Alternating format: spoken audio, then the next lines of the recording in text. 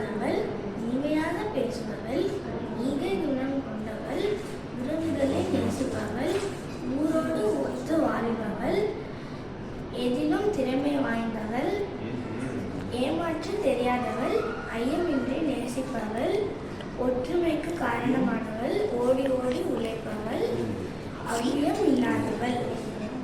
அவளே அனைத்திற்கும் மேலானவள். அவர்களுக்கு எனது மகளிர் தின நல்வாழ்த்துக்கள்.